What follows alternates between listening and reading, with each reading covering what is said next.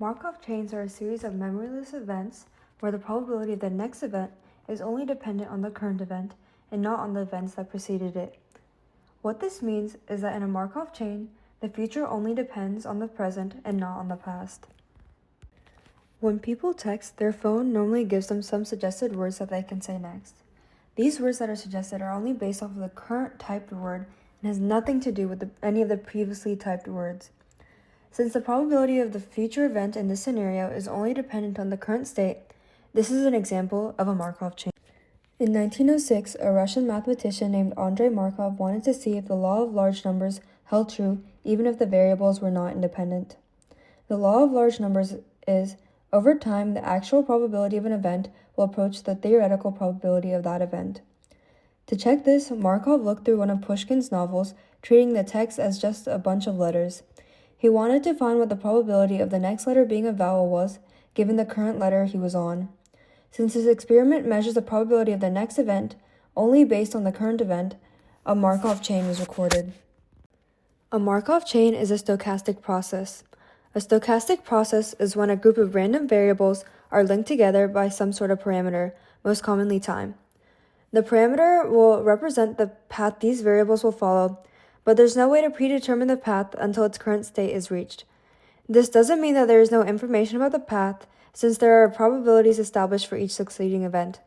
This just means that there is no definite way to foretell, since probabilities are only an estimate, not a guarantee. The different possibilities of events that can happen in one chain is shown in a state space.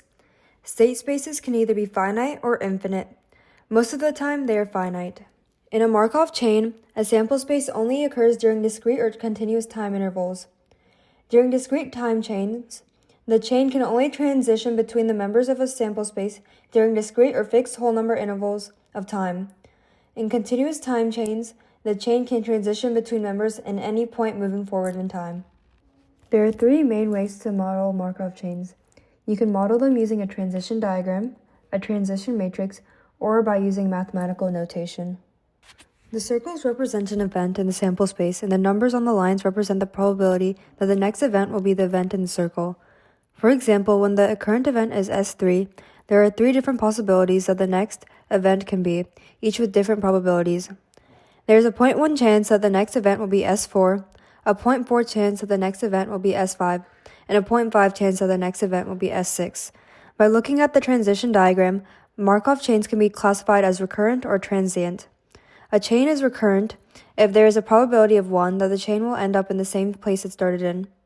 A chain is transient if there is a probability that the chain will never end up in the same place it started in. In a transition matrix, the heading on the left represents the current state, and the heading on the top represents the future state. In this example, the heading on the left represents the current weather, while the heading on the top represents the future weather. Each square in the matrix shows the probability of the future weather based on the current weather. For example, when the current weather is cloudy, the probability it will be sunny tomorrow is 0.2, the probability it will be cloudy tomorrow is 0.3, and the probability it will be raining tomorrow is 0.5. Finally, Markov chains can be written in mathematical notation. The first highlighted chunk represents the possibilities of the chain. The second highlighted part shows that x is dependent on s. The third highlighted piece means the previous version of x does not matter. This means that the expression can be shortened to the first two highlighted parts because the ending is technically not needed in the actual representation. Finding out if a Markov chain has a stationary distribution reveals more about the long term of the chain. Stationary distributions are modeled with the equation pi equals pi times p. This means that a stationary distribution chain starts off with the distribution of pi and ends with the distribution of pi, which essentially means that it starts and ends with the same distribution.